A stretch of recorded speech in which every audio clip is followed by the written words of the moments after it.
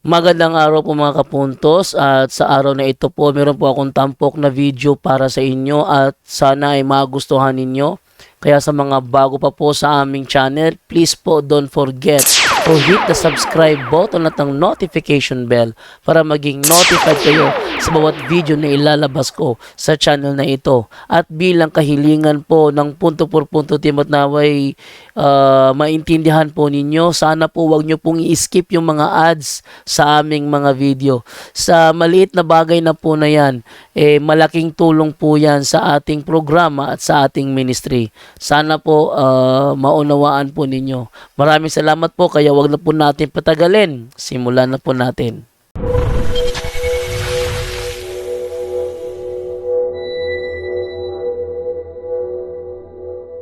Good evening.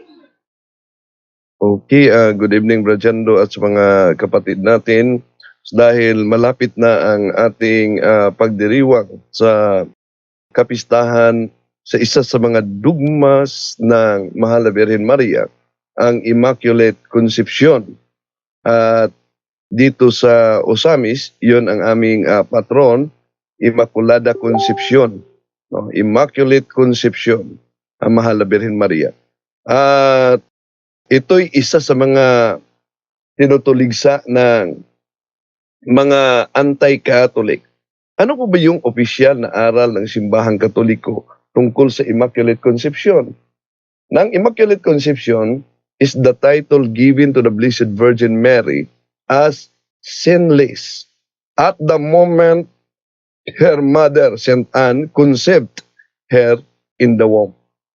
Ayon sa Catechism of the Catholic Church 490, to become the mother of the Savior, Mary was enriched by God with gifts appropriate to such a role. The angel Gabriel, at the moment of the Annunciation, salutes her as full of grace. In fact, in order for Mary to be able to give the free assent of her faith to the announcement of her vocation, it was necessary that she be wholly born by God's grace. Kung maalala ninyo mga kapatid, ang taong makasalanan ay nalayo sa grasya ng Diyos. Ngunit kahit nalayo ang mga tao sa grasya ng Diyos dahil sa kasalanan, ang Mahal na Birhen Maria ay puno ng grasya.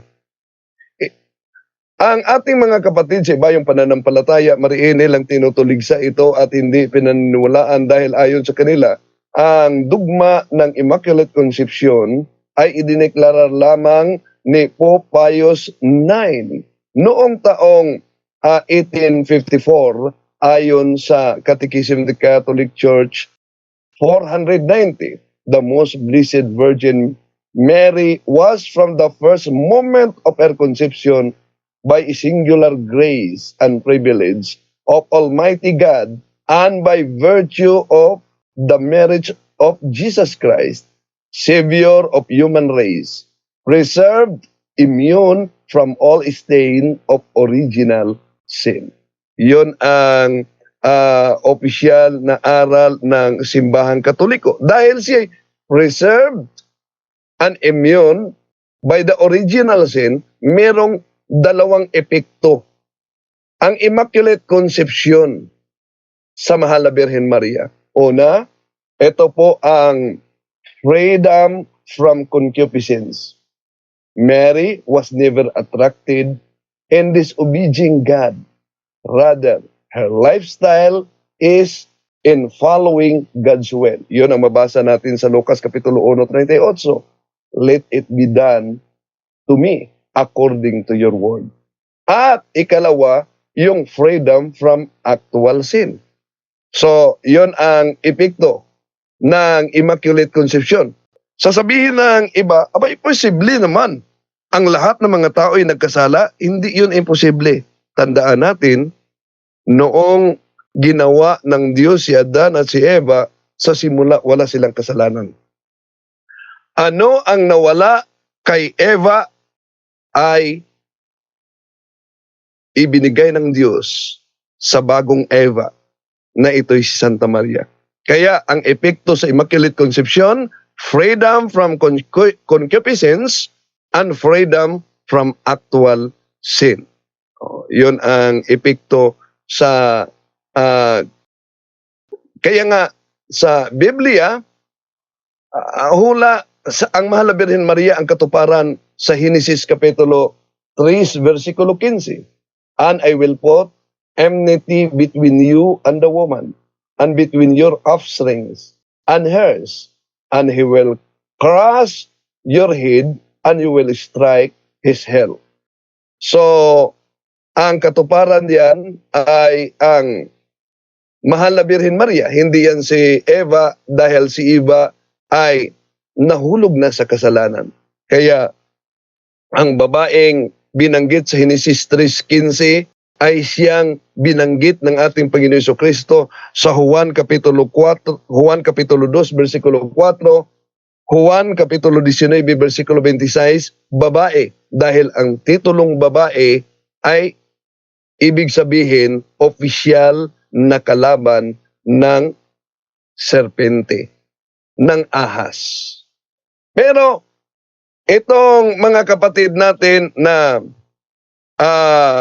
naghahasik ng tinatawag na fake news, iginiit nila na ang Mahal na Birhen Maria daw ay sinasamba natin. Mali po yan, no? Dahil at kinikilala nating Diyos, mali po yan. Dahil ang opisyal natin na aral sa Our Catholic Faith ni Monsignor Moro, page 123, Catholic do not believe that images may be worshipped, that the Blessed Virgin is equal to God.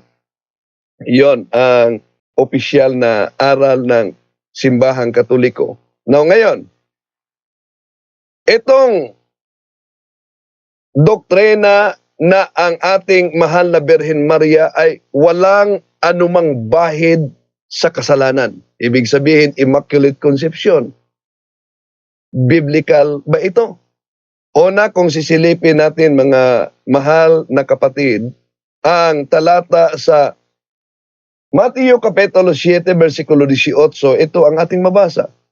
A good tree cannot bear bad fruit, nor can a rotten tree bear good fruit. Malinaw ang pahayag mismo ng ating Panginoong Jesucristo. At kung gayon, na ang puno ay makilala sa kanyang bunga, so kung ikumpara natin ang ating Panginoong Jesucristo sa Mahal na Birhen Maria, si Jesus ay bunga. Ibig sabihin, binhi. At ang Mahal na Birhen Maria naman, yung puno. Di po ba? Anong mabasa sa Mateo Kapitulo 7, versikulo 18? A good tree cannot bear bad fruit. At ano naman ang mabasa sa Lucas Kapitulo 1, versikulo 45, mga kapatid? Simulan natin sa 41, 42. Ito ang sabi ni Santa Elizabeth. When Elizabeth heard Mary's greetings, the infant leaped in her womb, and Elizabeth, filled with the Holy Spirit, cried out in a loud voice and said, Blessed are you among women, and blessed is the fruit of your womb. So, malinaw na ang bunga sa kaniyang sinapupunan ay ang ating Panginoong Jesucristo. At ano ang sabi ni Santa Elizabeth? Most blessed are you among women, and blessed is the fruit of your womb. So therefore, si Jesus ang mabuting bunga. Walang kasalanan. At nagmula siya sa mabuting puno na si Santa Maria. Kaya kung si Santa Maria ay makasalanan, abay, logically, si Jesus dito ay mapapasahan din, mga kapatid, ng kasalanan. Di po ba? Kung ang kanyang nanay ay makasalanan. Kaya tuloy, lalabas na makasalanan ang ating Panginoon Jesucristo kung si Santa Maria ay makasalanan. Hindi pwede yan. Alam naman nating lahat mga kapatid na ang ating Panginoon Jesucristo ay walang kasalanan. Yun ang paniniwala kahit na sa mga nagsusulputang sikta. Kaya dapat tanggaping si Santa Maria ay hindi alipin sa original na kasalanan.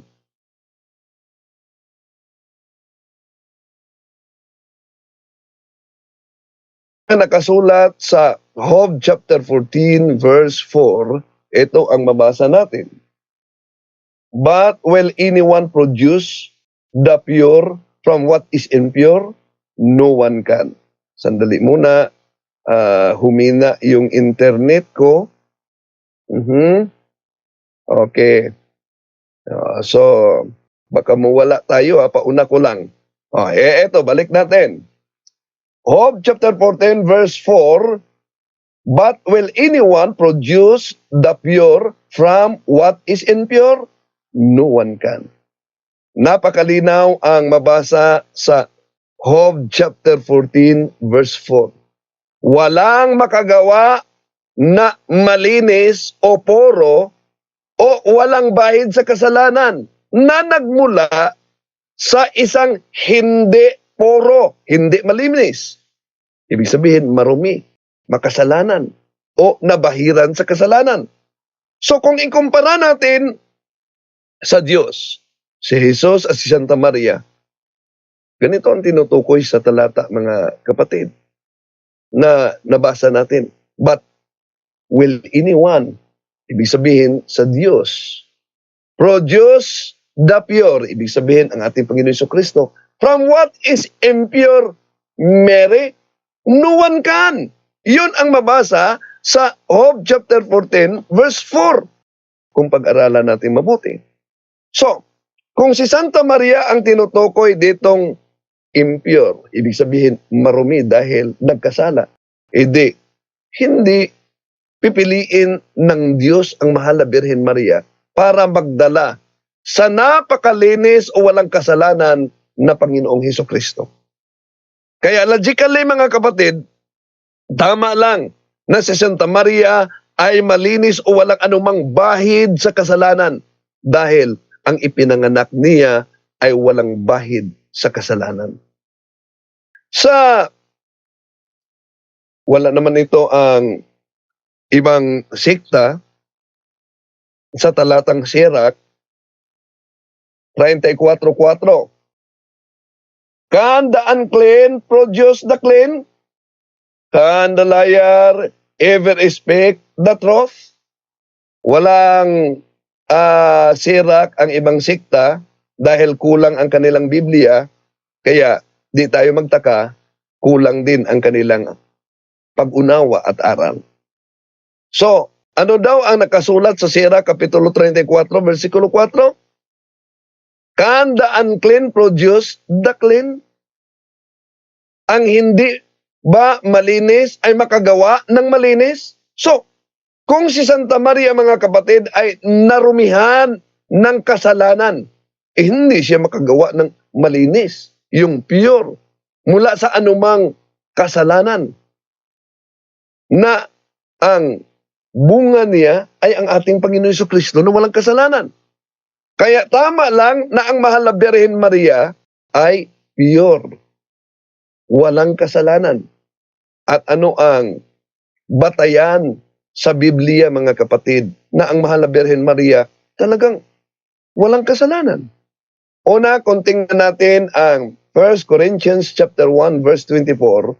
But to those who have been called, whether they are Jews or Greeks, a Christ who is both the power of God and the wisdom of God. Ano daw ang ating Panginoong Hesukristo? Ang ating Panginoong Hesukristo, the power of God and the wisdom of God.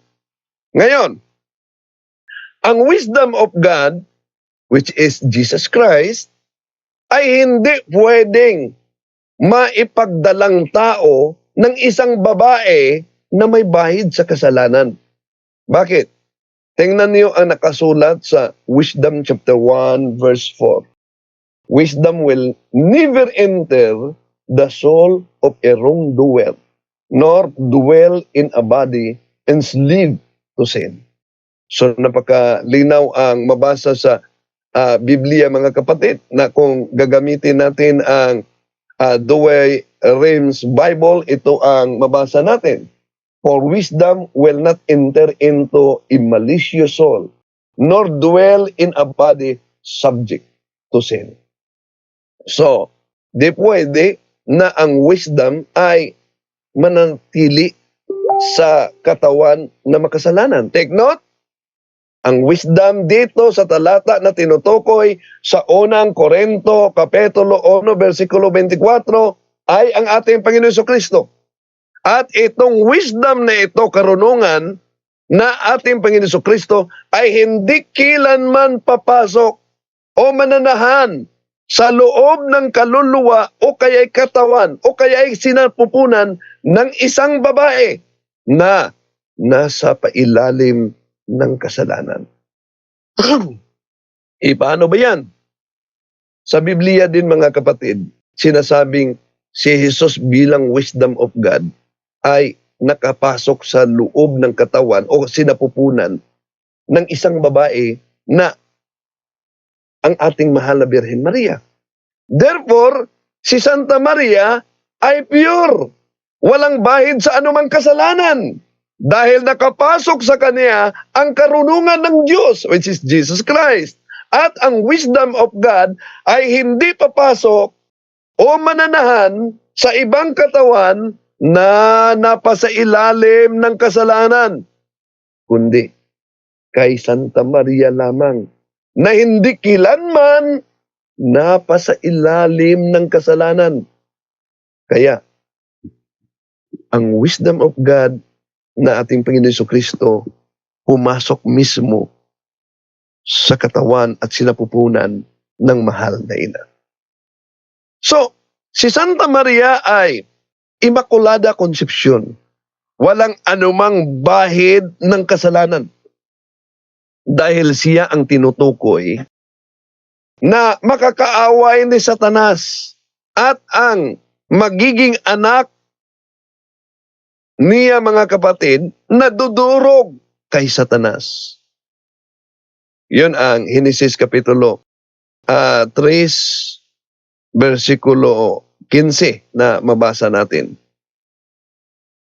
So, connect natin sa official na talata, mga kapatid, no?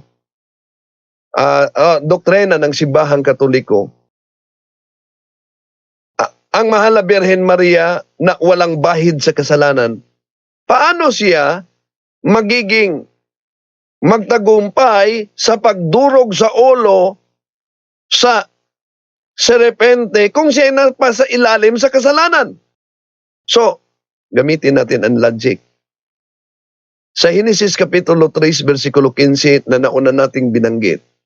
Remember, ang demonyo diyan, ang serpente, tinatawag na ahas because snakes are silent but deadly.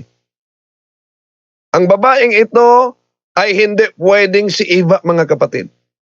Dahil una, si Eva ay nahulog na sa kasalanan. Sumuway siya sa utos ng Diyos. Kaya, nasa ilalim siya sa impluensya ni Satanas. At dahil diyan, mga kapatid, ay hindi kailanman magiging kaaway ni Eva si Satanas. Sa talatang Genesis Kapitulo 3, versikulo 15, dahil nahulog na siya sa kasalanan. Kung hindi si Eva, sino? Walang iba kundi ang mahal na Birhen Maria. Kaya ang Eva sa Old Testament, sa Latin, nagiging Ave. Ave Maria, Gracia Plena, Dominus Tecum. Yun ang pahayag ng anghel. Pero, may objection diyan ang mga nagsusulputang sekta. Ano po ba yung objection nila? Na hindi talaga pwede na ang Maria ninyong Katoliko ay walang kasalanan. Bakit? Anong talata gagamitin nila? Ito ang gagamitin nila mga kapatid. Paano natin sasagutin? Mga taga-Roma Kapitulo 3, versikulo 23, sapagkat ang lahat ay nagkasala at walang sino mang nakaabot sa kaluwalhatian ng Diyos. Yon, dahil sola eskriptura ang ibang mga nagsusulputang sikta. O nabasa niyo ba? Roma Kapitulo 3, versikulo 23, ang lahat ay nagkasala at walang sino mang nakaabot ng kaluwalhatian ng Diyos. Kaya ang konklusyon nila, dahil ang lahat ay nagkasala, therefore, si Santa Maria ay nagkasala din. So, ating lilinawin yan mga kapatid. Dahil Bible must be interpreted according to the context in which it emerged. Yun po ba ang tinatawag na ang lahat ay nagkasala? Si Santa Maria ba ay hindi exempted sa tinutukoy na lahat na nagkasala? Wala bang exemption? Pag sinasabing lahat, ibig po ba sabihin mga kapatid na literal na laging lahat? Ibig sabihin wala nang tipong natira? Wala nang exemption? Kaya ating lilinawin ito. Pag-aralan natin yung ginagamit nilang talata. Kung unawain natin ang talata sa Roma Kapitulo 3, versikulo 23 na palaging ginagamit sa mga pastor na ang lahat ay nagkasala. Boy, di po ba? Ang konklusyon nila, si Santa Maria. Dahil lahat. Therefore, si Santa Maria, makasalanan din.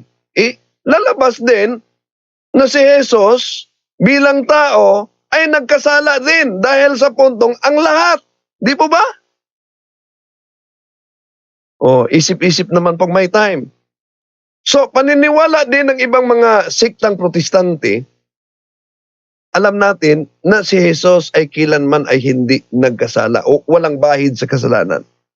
So, dito pa lang mga kapatid, malinaw na may exemption na talaga sa salitang lahat. At hindi ito absolutong walang natira, walang exemption.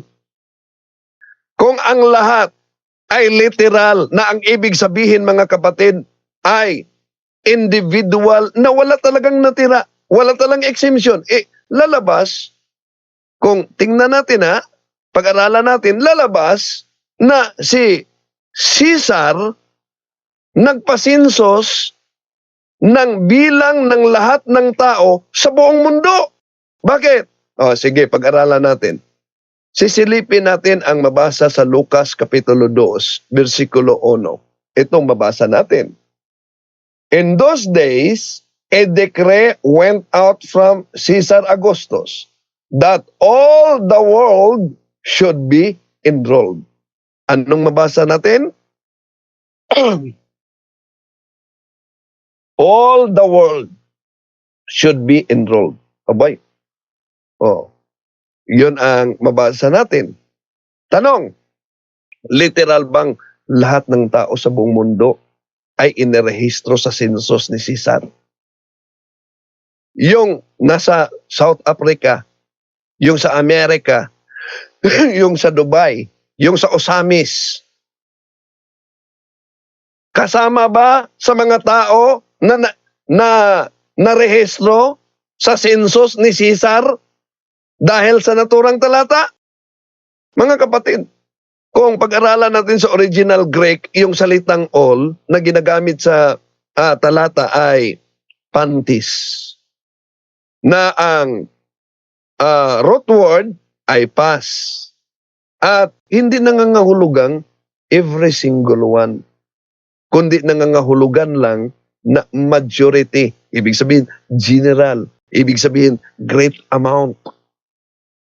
Ibig sabihin, sa Tagalog, karamihan. Kaya, nangangailangan talaga na mag-aral tayo, lalo na sa background sa mga Bible scholars, no? Tungkol diyan. Dahil letra por letra, wala naman silang sariling Biblia, nakibasa lang, pagbasa letra por letra na. Kaya, ito, ay balik natin, napakalinaw mga kapatid na may exemption talaga ang salitang lahat. Hindi literal na bawat isang individual ay tipong wala nang natira, wala nang exemption. Kung uunawain natin ang talatang ginagamit nila na Roma Kapitulo 3, versikulo 23, na lahat ay nagkasala. Lalabas diyan na kada isang individual walang natira. Ah, ay kahit na ang ating Panginoon Jesucristo nagkasala.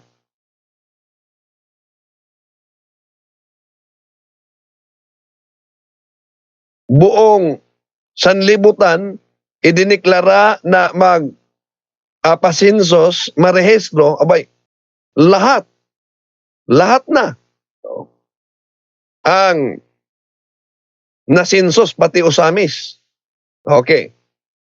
At di lang yan, kung sa kanilang interpretasyon na ang salitang lahat ay wala talagang exemption, abay, kung sisilipin natin ang talata dito sa Matthew chapter 3 verses 5 up to 6, ito mabasa natin. People went out to him from Jerusalem and all Judea and all whole region of Jordan. Confessing their sins, they were baptized by him in the Jordan River. So, yon ang mabasa natin sa talata, kung i-literal natin mga kapatid. So, ang lahat ba na mga tao ang nabautismuhan, pati na yung mga parisiyo na kumukontra, pati na yung mga pinunong pare ng mga Hudiyo, nabautismuhan po ba kung iliteral natin pagbasa? So dito pa lang malinaw na may exemption na talaga mga kapatid sa salitang lahat. Hindi po literal na yung kada o bawat isang individual na tipong wala na talagang natira o exemption. At kung ang salitang lahat ay literal na ibig sabihin mga kapatid na lahat ng individual at wala nang natira, abay lalabas na si Herodes pala ay kasama sa lahat ng tao na magagalak o magsaya sa pagsilang ng ating Panginoon Jesucristo. Bakit? Tingnan niyo ang mabasa sa Lucas Kapitulo 2, versikulo 10 hanggang 11. But the angel said to them, do not be afraid.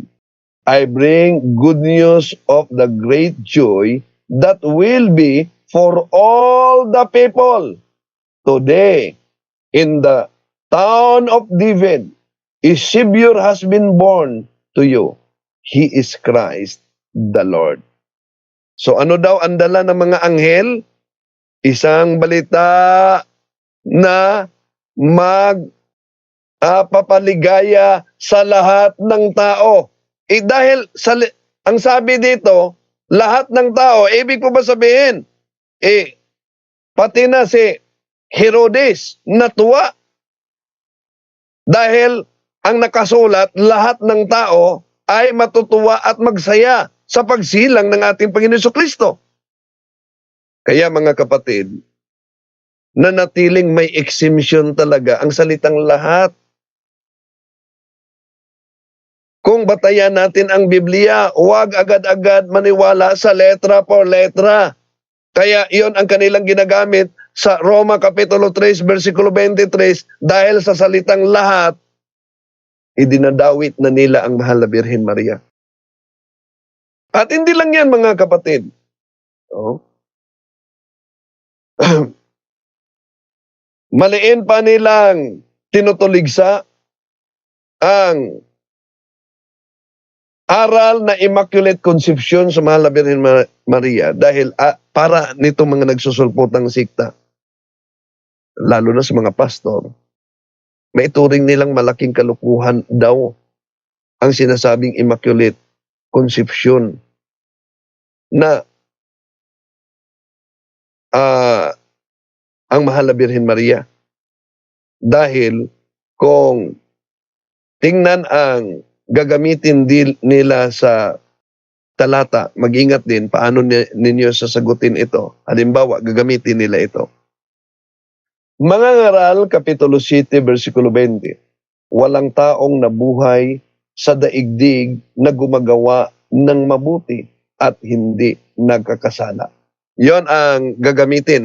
Huwag niyong kalimutan, ito'y talata na gagamitin sa pagtutol nila sa Mahal na Birhen Maria na Immaculate Conception. Mga ngaral 7:20.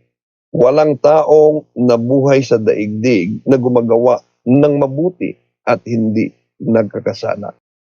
So, yon ang kanilang gagamitin. At kung silipin natin ang salin ng ang dating Biblia, ito ang mabasa natin. Tunay na walang matuwid sa lupa, na gumagawa ng mabuti at hindi nagkakasala. Yon ang kanilang ginagamit para kontrahin ang aral ng Simbahang Katoliko.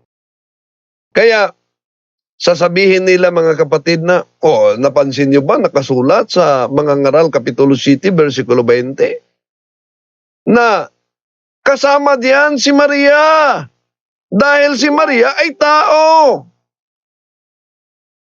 Kaya kahit nag-quote pa kayo sa nila mga kapatid sa Biblia na ang Mahal na Birhen Maria ay walang kasalanan, malinaw daw kung gagamitin ang mga ngaral 7:20 na tumutukoy sa Mahal na Birhen Maria. So, una, ibalik natin, wala iyang pagkakaiba mga kapatid sa argumento nila sa Roma Kapitulo 3, versikulo 23 na lahat ay nagkasala. Walang pagkakaiba yun. Yung binanggit na walang taong matuwid sa daigdig na hindi nagkasala, paano ang ating Panginoon Jesucristo? Di po ba ang ating Panginoon Jesucristo tao din? Ibig sabihin, hindi siya matuwid. So walang pagkakaiba mga kapatid sa ginagamit nila na Roma Kapitulo 3:23. Di ba ang paniniwala ng mga nagsusulpotang sikta ang ating Panginoon Jesucristo kailanman ay hindi nagkasala at walang bahid ng kasalanan. So, kung literal na yung paggamit nila sa mga ngaral 7:20 mga kapatid, kung literal na tanggapin nating sinasabi sa naturang talata, lalabas ng ating Panginoon Jesucristo ay masama at walang taong matuwid sa daigdig na hindi nagkakasala. Isip-isip naman kung may time. So, dito pa lang mga kapatid, malinaw na may exemption sa naturang talata na ginagamit nila. At hindi absolutong walang natira. Kaya kung si Santa Maria ay masama, batay sa talata na ginagamit nila mga kapatid, di pwede na pipiliin si Santa Maria sa Diyos para yung wisdom of God, karunungan ng Diyos, ay papasok sa sinapupunan ni Santa Maria na ano ang mabasa natin sa 1 Corinthians chapter 1 verse 24. But to those who have been called, whether they are Jews or Greeks, a Christ who is both power of God and the wisdom of God. So si Kristo ang karunungan ng Diyos. At alam naman natin na ang karunungan ng Diyos ay hindi pwedeng maipagdalang tao sa isang babae na may bahid sa kasalanan. Balikan natin ang Wisdom Kapitulo 1, verse 4, wisdom will never enter the soul of a wrongdoer, nor dwell in a body enslaved to sin. So napakalinaw mga kapatid sa talata na ginamit natin. Balikan natin sino yung wisdom sa talata na mabasa sa 1 Corinthians chapter 1 verse 24? Ang ating Panginoon Jesucristo. Kaya ang wisdom na tumutukoy sa ating Panginoong Jesucristo na ayon sa Karunungan Kapitulo 1 versikulo 4 ay hindi kailanman papasok sa loob ng kaluluwa o katawan o sinapupunan ng isang taong napasailalim ng kasalanan. Malinaw na pumasok siya saan? Sa sinapupunan ni Santa Maria. Kaya si Santa Maria ay walang kasalanan. Pero meron pa silang talata na ginagamit mga kapatid.